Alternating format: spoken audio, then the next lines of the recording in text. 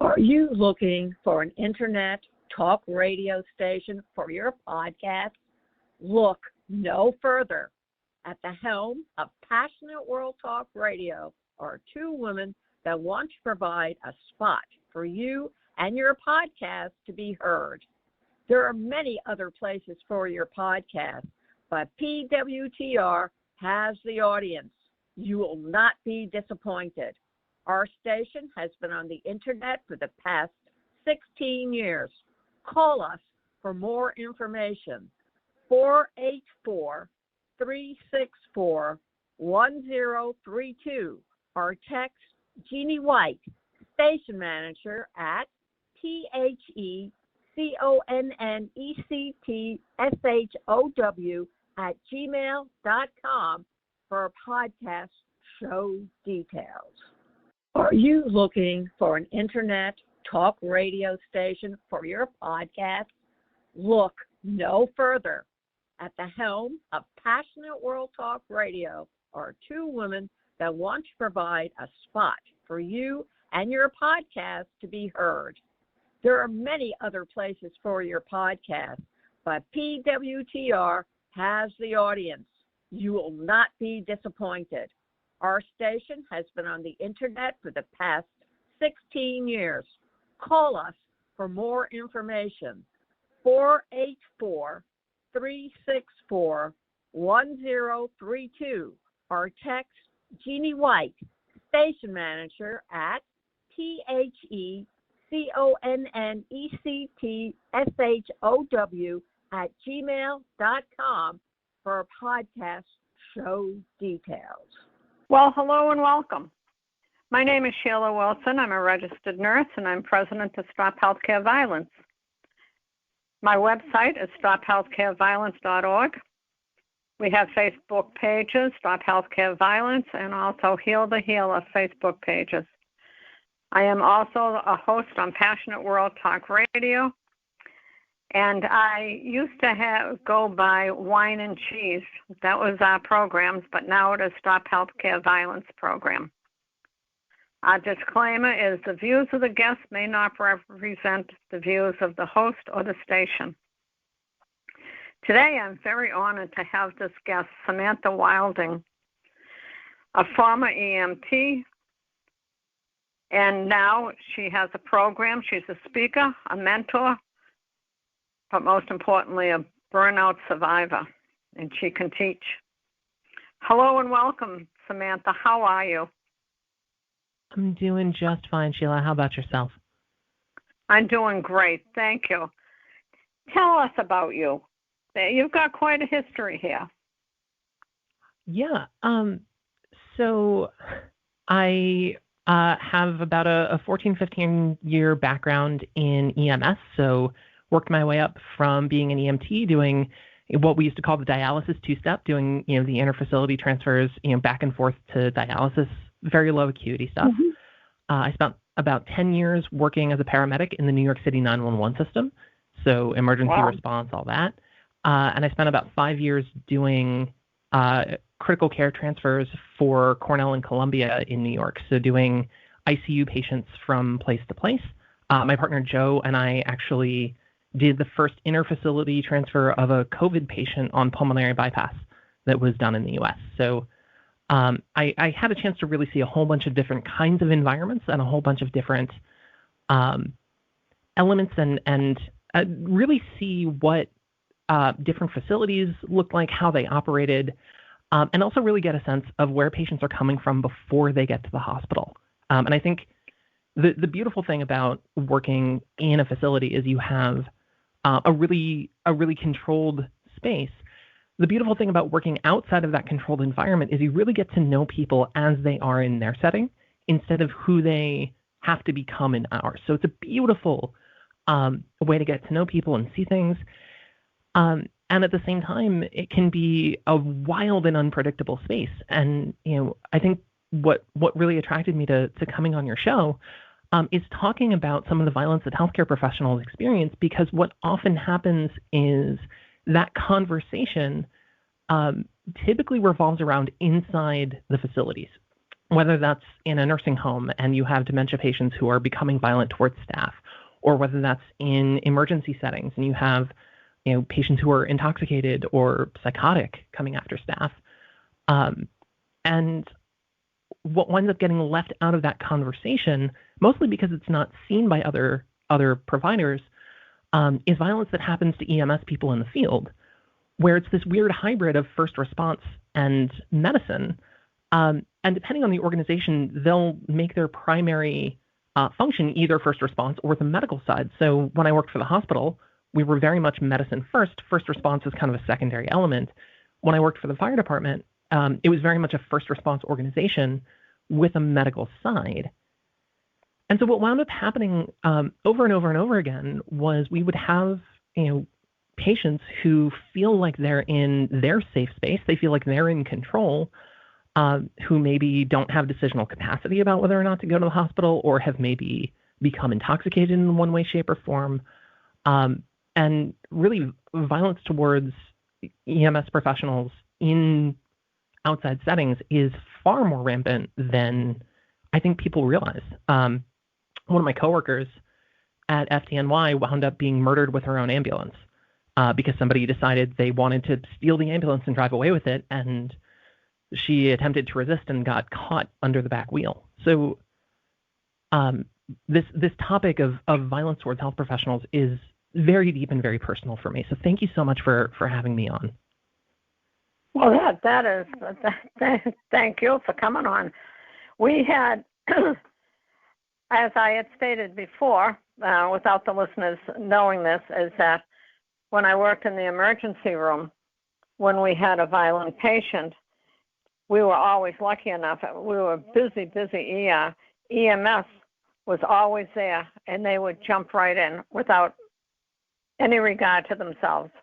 And it was like, if it wasn't for them there, and we had a security staff, but there wasn't that much of a staff, and they had to run from maybe the 7th floor or a different building. And so we were very lucky when you guys came. And I knew somebody on Facebook, and he also is teaching all sorts of things on the internet. But he also is an EMS, and he had his ambulance stolen with a patient in it. Now, how do people even think to do something like that? Unbelievable. So, it's taken me a long time to come to a place of compassion around violence towards health professionals. And the truth of it is that every action a human being will ever take has a positive intent for the person taking the action. Everything we do will meet a need. And so if somebody has a need to feel in control or feel powerful or feel significant, violence is one of the ways that need gets met. It's a way to feel excited, and it's a way to feel like they're experiencing something new. If you don't get a chance to drive an emergency vehicle with lights and sirens that weighs 20,000 pounds, well, you know what? Let me just go take that one and go on a joyride. And the thing about it is,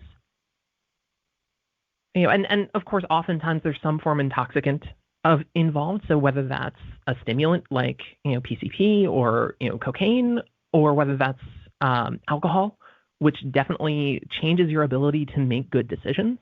There's so much going on there. This is somebody who's meeting a deeper internal need in a way that is just destructive for everybody else. And are there better ways to meet those needs? Of course. Are there better ways to feel important? Of course. We meet that same need to feel important by taking care of people. Not everybody has those positive outlets for those needs. And so it's this weird, it's really taken me a few years to come around to, the times I've been, bitten or urinated at or defecated at, or called racial epithets that don't apply to me. It's taken me a long time to realize that wasn't about me, right? That was about somebody else's pain externalizing at me. And the more I could see it as being about them, the easier it has been to process these experiences that have happened to us. Does any of that make sense? Well, to be perfectly honest, it makes perfect sense, but I never looked at it that way. And so tell me, how do you? I understand what you're saying about, it's about their need. It's not about us. Now, how do we deal with that? Well, I think first things first, understand how to keep yourself physically safe. There's some very basic techniques that you can have with a patient that you think could potentially have a violent outburst. For one thing, have somebody else in the room with you, at least as a witness. For another thing, the way police will do interviews, and I learned this from working, hand in glove with cops, and I've seen great cops and I've seen horrendous cops. But they usually won't stand directly in front of somebody. If you notice, they'll take up, two people looking at the same person, but each of them will be 45 degrees away. So the person has to try and split their attention. If they're going to make an attack, they're going to go in one direction or the other, and you automatically have somebody to the side. So trying not to stand directly in front of people, staying outside of arm's reach at least gives you space to move back. Know what objects you can use in your environment to block somebody. So we would use, I've positioned stretchers between me and a patient who's potentially violent. I've positioned IV carts in that same place. Sort of understanding that it is your right to be safe. And then, okay, how do I set myself up? I can't control their behavior. I can't decide whether or not they're going to attack me, but I can influence that. The other thing is really, it's so tempting when somebody is being hostile, aggressive, being problematic at us. It's so tempting to respond with frustration and respond with anger and let yourself get to that place and make it this power struggle. But if somebody has a need to feel important, what you're doing is taking away that thing that they're trying to get. And that makes them, that can make them, not always, and I'm definitely never, ever, ever, ever, ever blaming the person who is attacked for violence. Okay, please hear me when I say this. But also, it's okay for that person to feel important if that means you're going to go home safe and with the ability to use all of your limbs tomorrow. Does that make sense? Yes. And when an assault would happen, one of the first things the higher-ups would ask, what could you do to change it? What did you do to this patient that made him agitated? How would you respond to that? My answer would probably be, to be honest, this patient was agitated when I walked in the room. And I tried verbal de-escalation. I tried maintaining space. I tried, and this person still made the decision, and I would use those words, made the decision to assault me. Right. Because on the one hand, you always want to have, the list of things that you did to try and make the situation safer. And on the other hand, we want to put, responsibility where that responsibility lies. That is, those are good. Can I give you 2 examples? And of course. See what I'd love to hear what you have to say. A nurse walked into a patient's room. She had some mental health issues, and we were all aware of it. And so, just as you're taking care of patients, you keep an eye out, and you don't turn your back on them. And so she went in and asked if she needed her medications, how she's doing, 3 o'clock shift, and all of a sudden, she doesn't go out, turn her back. She goes out walking sideways, letting people know, here I am. She was halfway across the floor when the patient came out of that room and jumped her. It took 7 coworkers to get that patient off of her back. And she said if she had jumped her any closer, to where she was at the stretcher, she would have hit her little old lady, little fragile lady.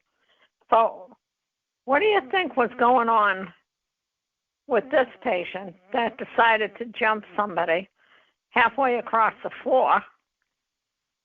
And she was strong.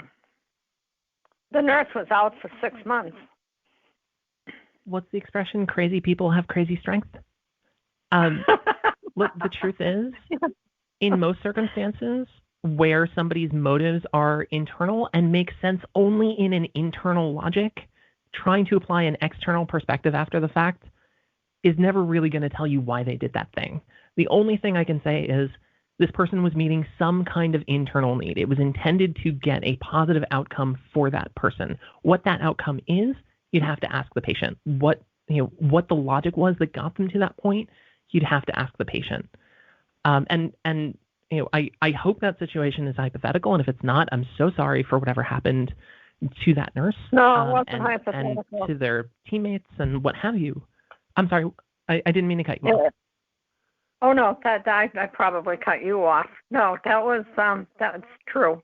And I'm going to give you another example of what has happened, and you can see the frustration, and you know the frustration of what happens. Mm-hmm. This nurse was out in a hallway, out in nourishment room, staff room, and when there was a lot of banging on the outside door, she couldn't get in. Somebody out there, so she opened the door, and this woman took both hands and reached on her shoulders and pushed her so hard that she landed on her butt, then her back, then her head. And the woman was just yelling and screaming. Once again, maybe we can do the crazy. And she didn't want to do anything. She never found out what the patient's name was, didn't write out an incident report, but she couldn't understand a couple of days later why her shoulder was in such agony. And she finally decided, well, she better go to the docs to find out what's going on. And they did x-rays, and she had had a skiing accident like 15 years before that, and she had some hardware put into her shoulder. And this patient, when she hit her so hard, she knocked the hardware out of her shoulder. Oh, wow. And this woman, she couldn't work. She hasn't worked since that day. And she's afraid to have the surgery because she was paralyzed for 2 years with that arm before she finally could get something moving. And these are just some of the incidents that I am aware of. And all of us got assaulted in the ER. And again, I have to thank so many of the EMS that were there. Let me tell you one other story. A woman took a patient. We were really slammed. You know, when you walk into your ER and you look around and you know when nobody comes right up to you, you can hardly find them. It's going to be one of those days. Absolutely. So we put her in the trauma room, the only room available. And she said, I know the guy. I'll take care of him. He had a trach. She had taken care of him up in the units. And so all of a sudden, EMS is still telling us the story. And the patient is jumping on the floor, hitting himself in his head and his chest. And who runs in? EMS, right? Mm-hmm. They take care of him. They help restrain him, which nowadays you can't do that. And then she turns around and she looks at us and she says, he hit me. And now, once again, she doesn't want to make out a report. She doesn't want to go home. I was in charge at that time, but I sent her home. She ended up having her back, her shoulders, her face was a mess with the hit. She was black and blue halfway across. And he was fine. He was as happy as can be. He got some medication, got transferred to the unit, and that was it. But if it wasn't for EMS, I don't know what we would have done. Because at the time, security wasn't available. And this guy's now off his stretcher, on the floor, beating himself. And you know why he did all this? He just wanted a phone call. He only wanted a phone call. But EMS brought him in with chest pain and a very high blood pressure. So 2 things had to get done first. And he got agitated, and he just smashed her. But this is what happens in our emergency room. I am no longer in the emergency room. It happens in the field as well. You know, one of my a dear, sweet coworker of mine, one of the most gentle men you'll ever meet in your life. Very kind, very understanding. Not the kind of person who's going to escalate anything. At one point, a patient just punched him right in the face and broke his nasal bone to the point that he couldn't eat solid food for 6 weeks. You know, these kinds of stories unfortunately happen every day. They do, and it's horrible. It is awful. We need to do something about it, and I think healthcare. A lot of states have the felony law. Massachusetts does not and does not want it.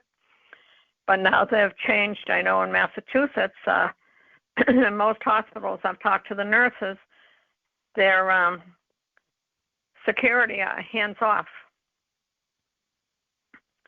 They can't touch them. And then there's another place that the security guards were using tasers, but they can't tase anybody unless they see a weapon, and they consider a weapon a gun or a knife. I don't know whatever happened to the fists and the feet, but anyhow. Or, you know, the nearest glass or pen, or, I mean, there are entire schools of fighting that teach that everything is a weapon, right? If somebody is going out and taking Krav Maga as a student, they teach you that a wall is a weapon. A table is a weapon. Yep. You know, I had a coworker when I was working out of Bellevue in Manhattan. She got called for somebody walking on the driving lanes of the Brooklyn Bridge.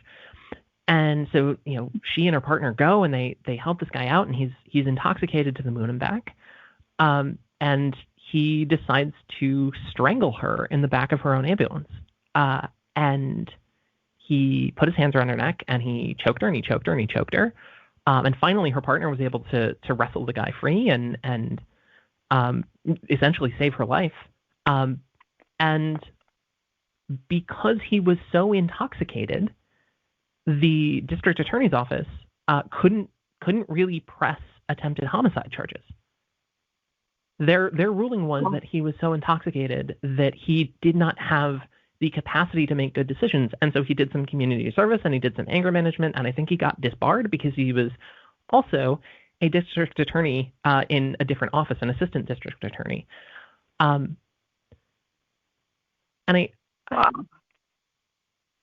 on the one hand, we need strong interventions to stop violence in the moment, right? We need security and police to be able to take safe, restraining, de-escalating physical measures to protect our staff. And at the same time, we need the legal system to treat these helpfully in manners that are appropriate for the crimes that are committed, right? My coworker's walking around with a soft collar for months. The flip side of that, though, is, you know, when it comes to people who are addicted and high or mentally ill, how many failures have they experienced to the point that their best option, their best move in this moment is attacking a nurse, attacking a paramedic, attacking an EMT, attacking a doctor? How many times have we as a culture failed them to the point that that's their best option in that moment? That's the best decision they know how to make. Well, I'm not sure too many people would say that. I've definitely had people who don't want to find compassion for the people who are taking those actions. And that's totally understandable, right? The anger is righteous, and the anger feels true, and it feels good, and it feels real. But it blinds us from seeing the person who is taking the action, right? It defines the person by that action. That's the guy who hit me. Not, this is somebody who is homeless and addicted and struggling and depressed and angry all the time. And they don't have support, and they don't have family, and they don't have connection. And so when they have this one thing, and oftentimes it is something as silly and simple as a phone call, like you said, but oftentimes they get to that point, and the only way they know how to handle the feelings that are boiling up inside of them is hitting somebody. And of course it's wrong. Of course it's the wrong decision. Of course it's a terrible thing to do. Of course it should never happen. But the fact is that it does. And the fact is that they've gotten to that place because we don't have a system to support them in the times when they're not actively hitting somebody. Right. I can understand that. I can feel for everybody in that situation. And yeah, you're right. That's not often a popular position to take, is that, no, there's a reason behind the thing. It's the young men and women that go over and fight for our country and come back with mental health issues. And we have lost a lot of them because of this. That we stop and forget. Yes, we have. What has caused this. 22 veterans a day commit suicide. Yeah, it's terrible. It's terrible. But many, many years ago, one of them was Vietnam when I was younger, and I think you're a lot younger than I am, but one of our boys had come back, and he wasn't back a month, and he committed suicide. And I'll never forget it because I didn't understand it at the time. Why does that happen? But I could go on for a long time talking about stop healthcare violence, but what I would really like you to do, Samantha, is talk about being a burnout survivor and tell me about your speaking and being a mentor. Can you share that with us? Of All course. right. So burnout is absolutely rampant in the health professions right now. And it's funny, I still remember the first time I really started to get curious about this topic because when I first came to EMS, I was working on the Lower East Side, Chinatown, that kind of area. And I started noticing something about my coworkers who'd been there for a while. People who'd been there a couple of years, that's one thing. But the people who'd been there 10, 15, 20 years were either warm and loving in spite of everything that was going on around them, and that was definitely the minority, or they were jaded and they were a little hard-edged and had trouble connecting with people, right? And I started to thinking about this as they'd either burned out or they'd burned in. And I got really curious about what made the difference between somebody who loses that compassion and loses that ability to connect and loses that ability to see other people as they are versus somebody who maintained that compassion even if they lost some of their idealism, even if they knew that things weren't necessarily going to get better. And as my career progressed, I got to be honest, Sheila, I burned out hard. There were entire weeks that I couldn't make myself get out from under the covers, and I was just calling in sick day after day, which none of us want to do. There were times, and this is a little bit personal, but I came into healthcare with some mental health issues, and there were times when I was abjectly suicidal, and I didn't tell anybody because I was afraid that I was going to get institutionalized. Anxious, overwhelmed, frustrated, so frustrated because we get taught all of these ideals and this is how it should be and this is what your work should be like.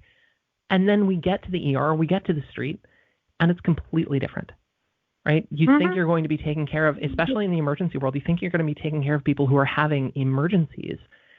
And you spend a lot of your time dealing with people who are intoxicated and angry. And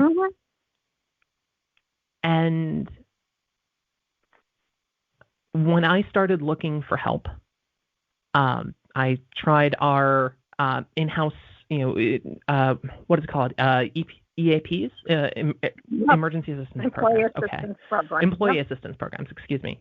I tried counseling outside. I tried all of these ways to try and change how I was feeling because I could feel myself losing those pieces of myself I didn't want to let go of. I could feel myself losing compassion.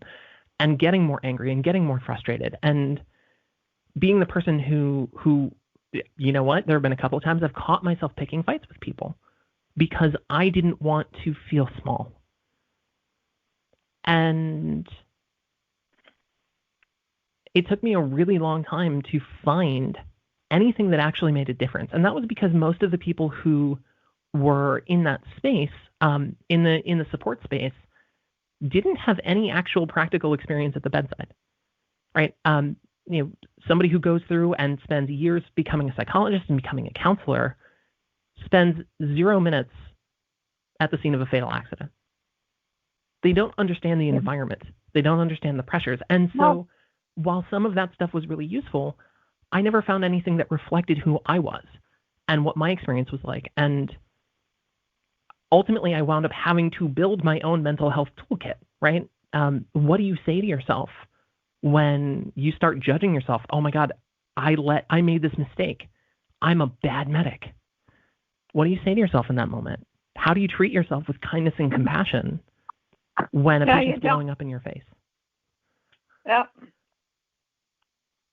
And so ultimately, I cobbled together the skill set of managing stress and the skill set of being compassionate with yourself and the skill set of really finding joy in what you do on a daily basis, even when it's the hardest thing on earth. And I think people tend to go down one of two roads. The vast majority of people look at all of the problems in healthcare, and they are many, and they are rampant, and they are so freaking wrong, right? The understaffing, the horrendous policies around safety, the challenges with getting to a place where you can really actually do some good for the patient and not do some good for the chart. All of these things, you can look at those and go, this is wrong, this is broken, and I 100% agree with the people who say that.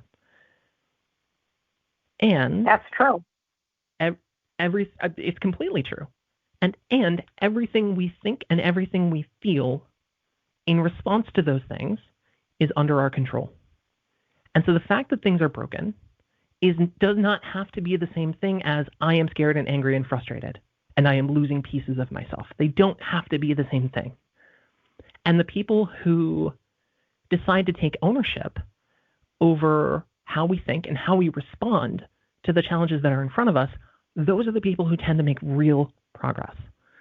And so over the last few years, I've built a business, it's called Healing Healthcare Burnout, does what it says on the tin, helping people start to change, not the environment around them, because we never have control over the things around us. We might have some influence, but we don't have control. But really start to change us, right? Because the only place you have control is inside. How you think, how you behave, how you respond. And learning to identify and make change in the internal part really does make a difference in experiencing the same challenge set in a different way. Is that easy to do? Simple things are not easy. So the process can be simple with the right tools, with the right guidance. It's never easy. And part of it is this shift of locus of control, right? Bad things happen to me versus I get to choose how I respond to the things that happen to me, right? That's a locus of control thing. Is my emotional experience a product of my environment or a product of how I respond to my environment?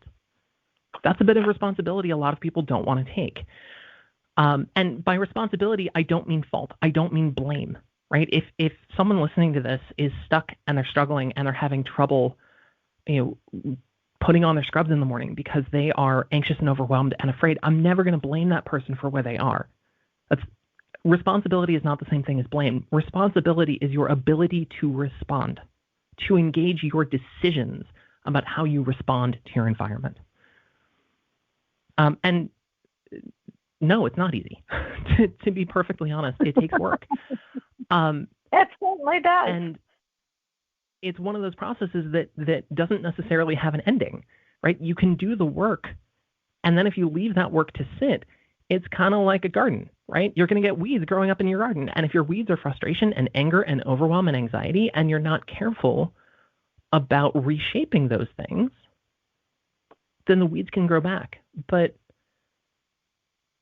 there's a difference between, well, I have this lawn and it's a giant mess because all the weeds are here and, the weeds are just going to be there, versus, okay, how do I manage these? How do I plant what I want, right? Joy, compassion, fun, play, right? All of those things. How do I plant the things I want and remove the weeds at the same time? Versus, you know what? There's weeds. I'm just going to let it grow wild. Does that metaphor make any sense at all? Yes, it does. It does, because you can understand it. When you get overwhelmed, and you really,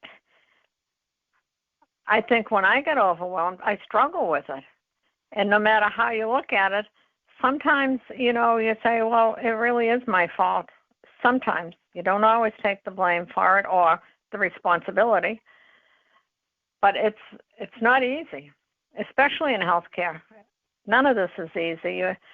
If you're sitting there with 5, 6 patients, maybe 8 patients this particular day, you have a couple of critical and you have a couple of easy ones, and you're running around, how do you, and things happen. You get somebody that's, you need to de-escalate. You have another one that within 5 minutes you're going to intubate, and how do you stay sane? Yeah, that's a really great question, and this is where a lot of people make a really crucial mistake. And they make the crucial mistake of thinking that they can think their way out of stress, right? Especially those of us who work with stress all the time, right? We understand the stress response. We understand how adrenaline works. We understand how cortisol works. We think that gives us control over it. And one of the really key things that I've found is the problem with that mentality of I'm going to think my way out of this feeling is that one of the first things that happens in a stress response is you downregulate your prefrontal cortex. That's the part of your brain that is involved in emotional regulation, that's involved in rational thinking, that's involved in prioritizing. And so you're trying to emotionally control something when the part of your brain responsible for emotional control is being deprioritized to shunt blood to the systems that are already on high alert, right? It's a losing game. And so the first place when I'm working with a client, the first place we look is actually managing your body. That doesn't sound like it makes sense, but when you manage your body and you do the right things in the moment, and look, you and I both come from emergency backgrounds, the tools that you're using have to work at the bedside. They have to be available to you in any moment. They have to be available to you in the moment that the patient's starting to escalate. They have to be available in the moment that your supervisor comes after you or the family member starts attacking you. They have to be available to you without going and breathing in the corner for 20 minutes, right? But when you have the right tool set, you can then get that physiology under control, get back the better part of your brain, and then start A, organizing your workload, and B, looking at the story that you're telling yourself. So unless you are under physical threat for your life, all of fear is narrative. Meaning, oh my God, I'm so overwhelmed. I have 8 patients and 2 of them are critical. That's a story. That's a story that I have more on my plate than I can handle. And that story may be true, but ultimately that story doesn't serve you because it puts you in a place of loss of agency. It puts you in a place of powerlessness. So what's a story that gives you back more control, that puts that same experience in a more positive frame? Oh, cool. I have 8 patients right now. That means I get to help more people than I did yesterday because then I only had 4. That's a story. And yes, same amount of workload. Nothing has objectively changed, but your attitude towards it has put you in a place where you are more capable because you're not making yourself smaller than your challenge. You're making your challenge serve you. So another big component of making the kinds of changes is really getting clear about your stories. The stories you're telling yourself about what it means when somebody attacks you, what it means when you have too many patients and too few staff, what it means when, your director comes down and says, by the way, we're adding, 6 minutes per patient of charting, and you don't have a say, and by the way, we're not giving you any overtime to finish at the end of your shift. Right? What does all of that mean? And the meaning that you give it, and this, do you want the real secret? Do you want the real secret about this, Sheila? Yeah. The real secret is that your brain will always filter its story about things outside of yourself through its concept of self. Meaning, your brain is constantly asking, how does this event cause me to see myself? If the patient's family member goes off on me because it's been 15 minutes and I still haven't gotten around to giving their partner a cup of water, how does that make me see myself? Does that make me see myself as a good nurse? Does that make me see myself as a bad nurse? Does that make me see myself as somebody who's letting somebody down? Does that make me see myself as somebody who's really good at prioritizing? Oh, that's your a lot answer to that question contextualizes that entire experience, and it dictates your emotional outcome. Well, that is something. I've had an experience like that when you can't get to the person with the drink of water, and you end up, depending on the day, depending upon how you're feeling inside, is whether you are a bad nurse or you'll get there as soon as you can with a smile on your face and try to control that. But then you don't really control anything. That's what you're saying, right? Exactly. Just you not don't emotion. Control. No. Yeah, you can't control whether somebody asks you for something. And this comes into play a lot of the time when we talk about boundaries too, right? So someone might say a boundary, you know what, I'm feeling stressed, I'm feeling overwhelmed, and I'm not going to take any overtime this week because I need some time for me, right? Right, that's a smart person. And then the manager comes by. Say again? Oh, I said if somebody can actually admit to that they're overwhelmed and they're not going to take any overtime, that's smart. Yeah, that's a whole different story. But we can set that boundary internally. But when the manager comes by and says, "Hey, I just had a spot open up on Thursday because this person's out. I need you to come in," right? Once that boundary is challenged, our action is going to default to being an extension of our identity. And if we see ourselves as the kind of person who always steps up and takes the overtime, even if you just set the boundary, you're going to say yes. You're going to fold that boundary to protect your identity. And if you see not coming in and picking up extra shifts as letting people down, and you're the person who never lets anyone down, you're going to put yourself in a position where you overextend yourself. Yeah, and you're doing by saying yes to things you should say no to. I'm sorry, go ahead. No, well, I was just saying, and we know we do that. We know that we're not going to let somebody down. It really isn't our... And healthcare preys on that. Yes. That's why going back a little bit as to why we don't make out incident reports, why we don't call the police when somebody assaults us. All of these things, we're kind of brainwashed into this.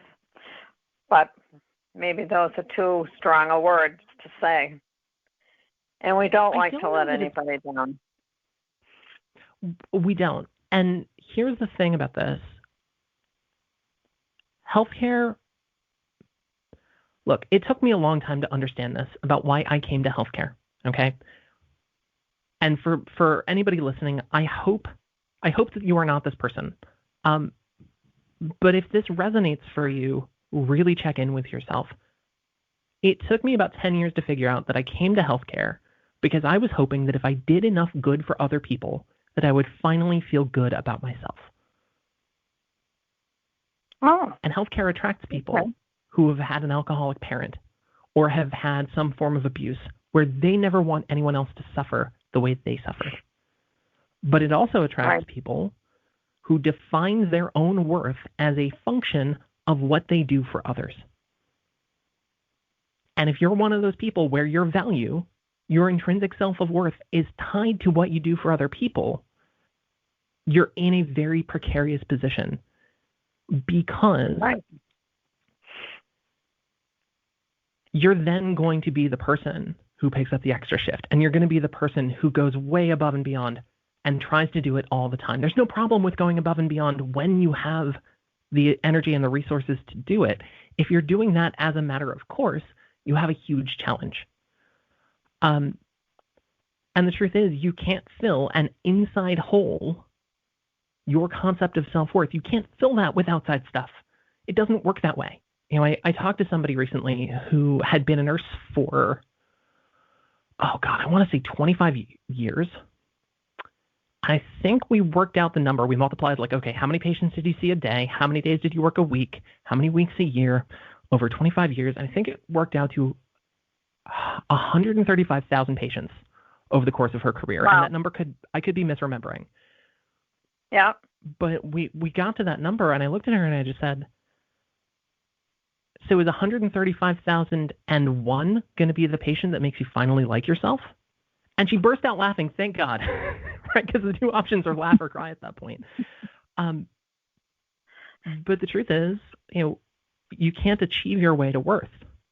It has to be something that you learn how to look at yourself and offer yourself the same sense of worth that you give to your patients, right? We look at our patients and we go, you know what? Yeah, this person's homeless. Yeah, they have an addiction problem. Yeah, they have X and Y and Z going on in their lives, and they are still worthy of my love, my care, my attention. We look at our patients as intrinsically worthy, and we hold ourselves to a different standard. And that double standard is a huge problem because it puts us in a position where any time we set a boundary and say no, we threaten our sense of self. And you're always going to do what aligns to who you think you are. Wow. So how long does it take to learn that? What is the best way to start? Now you coach and you I do run a coaching program. So, if that's something that somebody's looking for real help with, look up Healing Healthcare Burnout.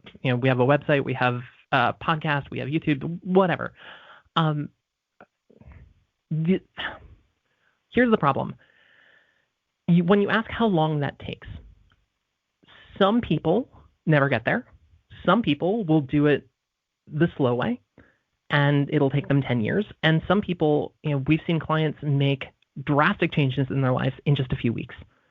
It depends on how willing someone is to face their challenge set and how willing they are to face this thing that is driving them, this internal challenge. And it depends on whether it's something they make a priority. We have this distorted priority set a lot of the time that says other people's needs and other people's wants come above my wants and my needs. And in that case, until you recognize that you're not serving at your highest level, as long as you are holding yourself back with this view of self, until you realize that you taking care of you has to come first, people don't tend to make real change. So, I've seen clients make amazing progress very, very quickly with the right tools and the right structure and the right support. I didn't have those things when I started, so it took me 10 years, right? That's part of the reason that I built this. And the truth is, all of us are still growing. The work is never done. It's one of those things that, you have to keep weeding the garden and you have to keep planting the things you want to grow. It's going to take work to be the kind of person who's okay with themselves. And that work isn't just going to be, in a shorter context, but you can learn the skills of doing those things very rapidly with the right sources. Does that make sense? It makes perfect sense. And that's not easy to change, especially when you think, how long have you been saying to yourself, I really need to do more for others than myself. And then you do it, and that grows, and grows, and then you can't even think about yourself anymore. Exactly, I because think you're so busy. Yeah, you are. You're busy taking care of everybody except Yeah. yourself. Self-care is one of the last things that most of the nurses do. You know, they may tell you that they're doing, they're getting their nails done, they're getting a facial, they're going to get a massage. Okay, so that's 1 hour out of their whole week that they really took care of them. But in the meantime, they're out there taking care of everybody else. And more importantly, they're judging themselves constantly, right? There's that voice that sits in the back of your head that goes, did I do this right? Am I enough? Do I need to do more? Where am I letting people down? And that voice takes so much energy. And here's the thing, it's trying to be on your team. It is trying to be on your team. It's trying to help you. The problem is, you know, it's like having a great friend who's really stupid and tells you all the wrong advice, right? And so if you can retrain that friend to talk to you the way you talk to other people, right? So the way you would talk to your best friend. Hey, it's okay. We got this. Hey, you know what? So you messed up. Whatever. I love you. Let's go fix it, right? If you can start talking to yourself that same way, all of a sudden, everything else gets easier. And this energy we waste judging ourselves and this energy we waste in that stress cycle, you start getting that back when you start being kind to yourself. You start getting that back when you learn to put your stress down rather than carry it with you from room to room to room. That's the thing that I think most people don't recognize is how much energy they're wasting judging themselves and worrying about this. And that energy, and if you're a conscientious person and a loving person and you see yourself as the kind of person who wants to take great care of people, that's energy your patients don't get, right? That's energy that holds you back from being an even better nurse, doctor, paramedic, what have you. Right. You're absolutely true. That is fantastic. Our time is running out, Samantha. Maybe you'll come back and we can talk some more on this. Would you be willing to do this? I would absolutely love to. This is really terrific, and I think more people need this. And I'm going to say thank you for coming on. It's been an absolute honor and really a pleasure to listen to this, because you're talking about the healthcare violence as an EMS, and the public doesn't even believe that we get assaulted. But now you've found a way to have joy and to try to see what we do as just regular people. And you're putting a different turn on it and how we can truly help ourselves if we want the help. And so I'm going to say thank you, Samantha. And I'm going to say thank you to all the people that are listening. And thank you to Lillian Caldwell, CEO of Passionate World Radio, and station manager Jeannie White for allowing us time on this radio. And be safe. Take care of yourself. And we will talk later. Are you looking for an internet talk radio station for your podcast? Look no further. At the helm of Passionate World Talk Radio are two women that want to provide a spot for you and your podcast to be heard. There are many other places for your podcast, but PWTR has the audience. You will not be disappointed. Our station has been on the internet for the past 16 years. Call us for more information.